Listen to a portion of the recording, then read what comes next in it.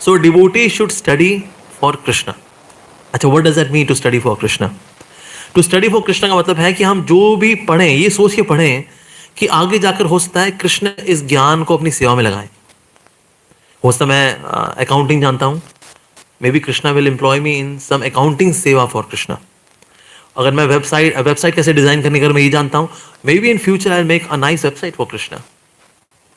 तो इस प्रकार से ना ये सोच के पढ़ना चाहिए, मुझे ये चीज इतने अच्छे से पढ़नी है that in future if Krishna want, अगर कृष्ण चाहेंगे ना तो इस विद्या को मैं कृष्ण की सेवा में लगा सकूं। तो ये सोच के पढ़ना चाहिए।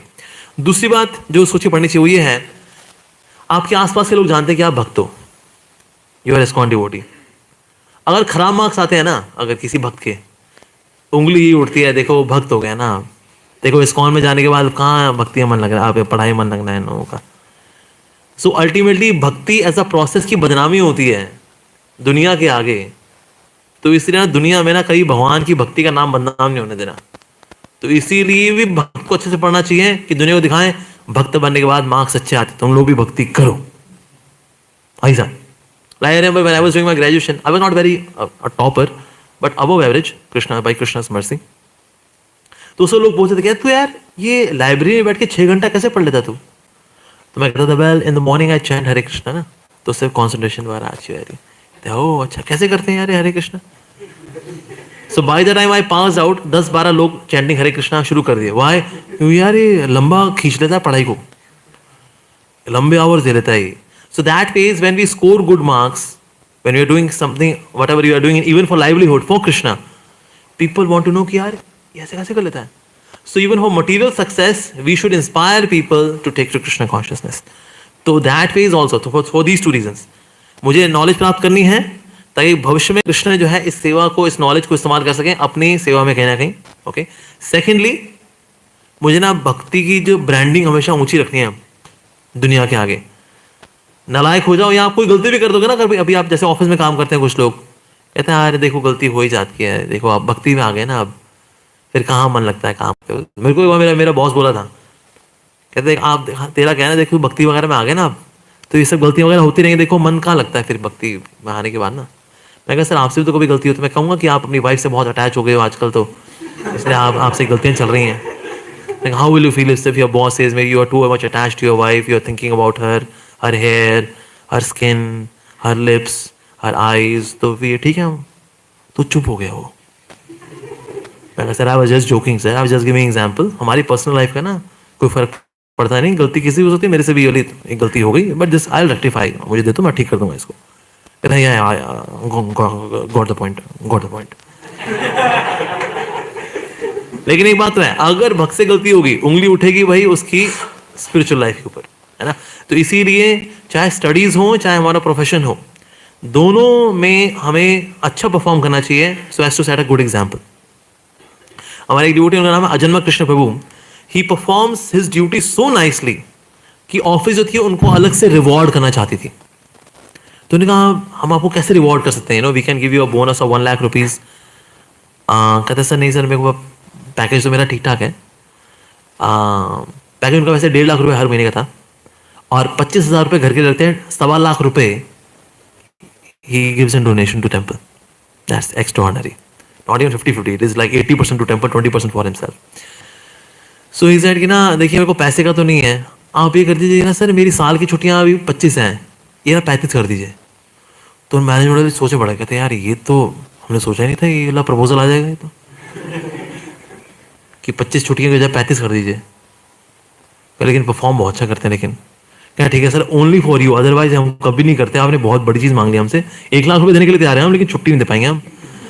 लेकिन just because of your good performance we are giving you 35 leaves. तो 10 छुट्टियां उन्होंने बढ़ा दी उनकी। तो भक्त तो चलिए छुट्टी तो चाहिए होती है, सेवा करने के लिए क्या करना है, छुट्टी। महाराज आ रहे हैं छुट्टी ले लो, छुट्टी ले लो जी। सेवा करें छुट्टी ले लो, छुट्टी चाहिए होती, that's it. So he got this treatment in terms of leaves. Why? Because of the good performance. तो भक्त जो है even for livelihood भी हम जो काम करें, we should work as if it is for Krishna. That's the thing.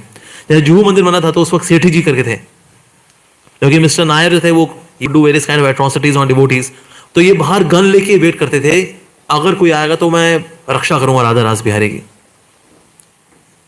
He was always on duty. And selflessly he did, उनको कोई पैसे वैसे नहीं मिलते थे कौन से, he was doing it selflessly.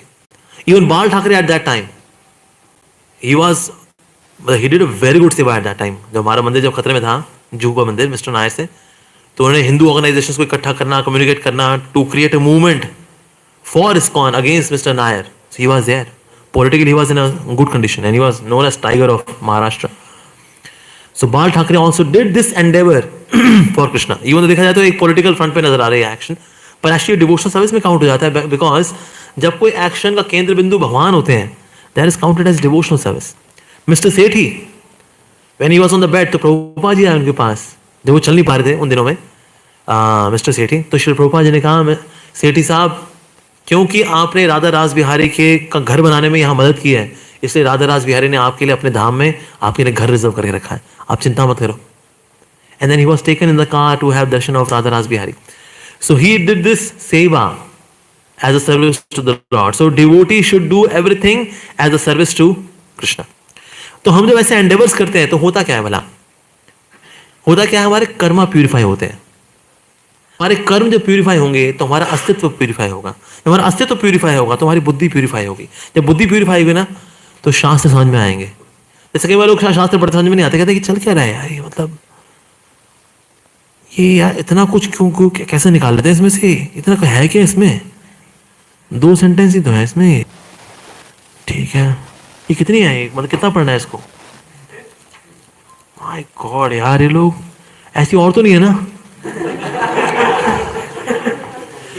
तो पढ़ना लिखने में ना बहुत चैलेंज आता है शुरू के दिनों में, ऐसा होता है. ऐसा क्या होता है, क्योंकि बुद्धि शुद्ध नहीं है. बुद्धि शुद्ध क्यों नहीं है, क्योंकि अस्तित्व शुद्ध नहीं है. अस्तित्व क्यों शुद्ध नहीं है, क्योंकि कर्म शुद्ध नहीं है. कर्म कैसे शुद्ध होते हैं, when we work for Krishna, that's why. इसलिए शुरू में हम फिजिकली एक्सर्ट करने के लिए एनकरेज करते हैं डिवोटीज को, ताकि हमारे कर्म शुद्ध हो, अस्तित्व शुद्ध हो, तो बुद्धि शुद्ध हो, तो फिर ज्ञान कुछ पचे, ज्ञान अब कुछ डाइजेस्ट हो. दैट इज वाई, इसलिए करना बहुत जरूरी है. And this is a gradual process. जैसे भगवद गीता के 13 चैप्टर में आता है ना, कि भाई अपने मन को और इंद्रियों को पूर्ण रूपेण कृष्ण में लगा दो. तो बोले जी ये तो नहीं होगा, ये तो नहीं हो पाता साहब. चलो ठीक है फिर, अच्छा ऐसा करो, रूल्स एंड रेगुलेशंस को फॉलो कर लो. फिर मन तो नहीं लग रहा आपका, रूल रेगुलेशन फॉलो कर लो.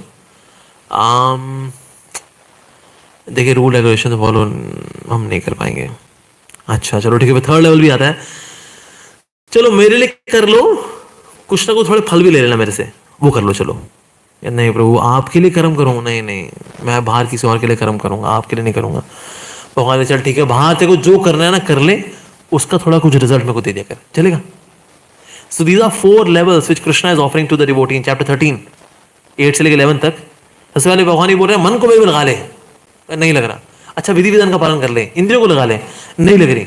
अच्छा मेरे लिए कर्म कर ले, अब नहीं हो रहा प्रभु. अच्छा तो फिर ऐसा कर, तू बाहर कहीं कर्म कर ले, उससे थोड़े फल दे दिया कर, इतना कर ले. पर होता क्या है, जब कोई इतना करेगा कि कर्म करेगा और फल भगवान को देगा, धीरे धीरे क्या करेगा, ये भगवान के लिए कर्म करेगा, धीरे धीरे विधि विधानों का पालन करेगा, और धीरे धीरे इसका मन भगवान में लग जाएगा. So this is how the person gets one's endeavor being offered to Krishna, like that. So performing all endeavors for Krishna, that's very important. Okay, now next one is being a surrendered soul. अब इसमें मैं बहुत कुछ discuss नहीं करूंगा, reason भी इसमें आत्मनिवेदन में हम इसको कवर कर चुके हैं. What does that mean to be a surrendered soul? या तो पर लेकिन ये है कि being a surrendered soul का मतलब क्या होता है. Surrendered soul का मतलब ये होता है कि ना, now my personal likes and dislikes are not important. My comforts and discomforts are not important. Now the pleasure of Krishna is the exclusive thing which is important for me. इसको बोलते हैं surrender वास्तव में. और last time ऐसे ही saying sir दे दो under, तो उसको बोलते हैं surrender. Yes, that is surrender. और surrender हमें किसी ना किसी को तो करना पड़ेगा. प्रभुपाद जी बोला करते थे, if not to Krishna, then to the death. मृत्यु आगे सबको सर झुकाना पड़ता है, राइट.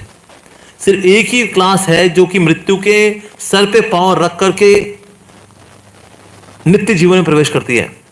वो कौन है, भक्त. भगवान का भक्त मृत्यु के सर पे पांव रख के जाता है, मृत्यु उसके सर पे पांव नहीं रखती उसके, बिकॉज उसका सर कहां झुका हुआ है, भगवान के आगे. That is Krishna. So that is a surrendered soul is that.